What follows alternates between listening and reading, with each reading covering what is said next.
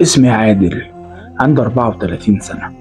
مراتي مريم عندها 28 سنة. اتجوزنا من حوالي سنة، والحياة كانت ماشية عادي، يمكن مش مثالية بس كنا مرتاحين لحد اليوم اللي قررنا فيه نسيب شقتنا الصغيرة في العصافرة في اسكندرية وننقل لمكان أهدى شوية.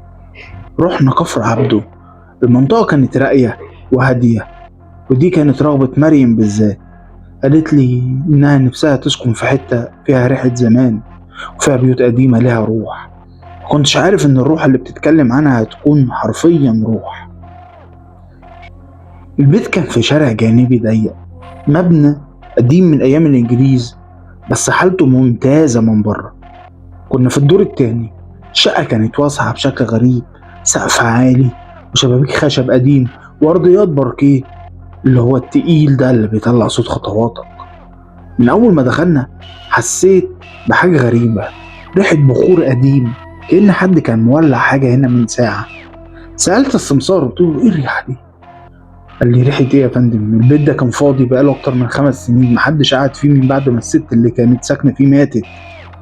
مريم ضحكت وقالت له بهزار ماتت فيه يعني ولا إيه؟ السمسار ضحك بس ضحكته كانت ناشفة أوي. لا لا لا لا لا يا فندم، ماتت، بس يعني